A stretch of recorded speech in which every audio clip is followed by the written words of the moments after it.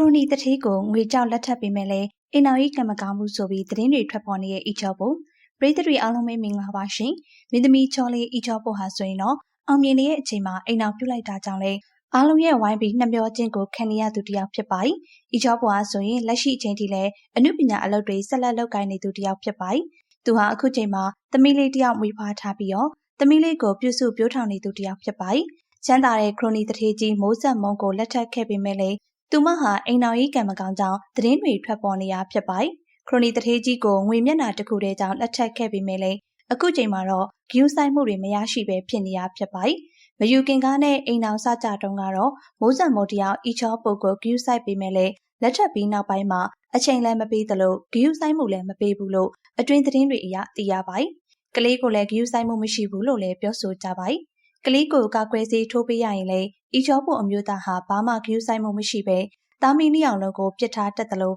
ကလေးငိုရင်လေဤချောပုတ်ကိုပြောဆိုကြိမ်းမောင်းနေလို့ဆိုပါတယ်ပရိသတ်တွေကတော့တထေးကြီးနဲ့အိမ်တော်ကြလို့ဤချောပုတ်ကိုအားကြကြပြီးမိတ်ဤချောပုတ်ကတော့အတွင်းမှာအိမ်တော်ကြီးကံမကောင်းပဲစိတ်ညစ်နေရသူလေးဖြစ်နေခဲ့ပါတယ်တချို့သောဆက်ဆံရေးတွေကအပြင်ပန်းကြည့်ရင်သာအားကြဖို့ကောင်းပြီးအတွင်းမှာတော့လှိုက်စားနေတဲ့ဆက်ဆံရေးတွေဖြစ်ကြောင်းကိုဤချောပုတ်ကတက်တည်ပြလိုက်တာပဲဖြစ်ပါတယ်ဤချောပုတ်လေးကတော့ယောက်ျားကဂရုမစိုက်ပေမဲ့လေသမီးလေးကိုတော့မိခင်မြတ်တာအပြေးဝပေးပြီးဂယူးဆိုင်ပေးသလိုသမီးလေးအတွက်အချိန်မရှိမှဆိုတာကြောင့်လေအမှုပညာအလုပ်တွေကိုအချိန်နဲ့လုပ်ကင်ပြီးသမီးနဲ့အတူတူရှိနေပေးရဖြစ်ပါတယ်။ဤချောပုရဲ့အိမ်တွင်းရေးကလည်းတော်တော်လေးကိုဆိုးရွားနေရဖြစ်ပါတယ်။ချမ်းသာတဲ့ခရိုနီကိုလက်ထပ်ပေးမဲ့လေပတ်စံသားရှိပြီးတော့အမြဲတမ်းစိတ်ဆင်းရဲနေရတာကြီးကြတော့လေအိမ်တော်ကြီးကံမကောင်းဘူးလို့သတ်မှတ်ရမှာဖြစ်ပါတယ်။တကယ်တော့အိမ်တော်ကြီးကံကောင်းနေဆိုတာငွေကြီးပြည့်စုံနေုံနဲ့မပြီးသေးပဲဂယူးဆိုင်မှုတယောက်နဲ့တယောက်နားလေပေးမှုအပြင်ချစ်ပေးကြရမှာဖြစ်ပါတယ်။ဒါရီရှိမှသာလေအိမ်တော်ကြီးအစဉ်ပြေကံကောင်းနေသူလို့သတ်မှတ်ရတာဖြစ်ပါတယ်။မရှိပေမဲ့လည်းနှစ်ယောက်အတူစူးစမ်းပြီးတယောက်အနာတယောက်ရှိနေပေးခြင်းဟာ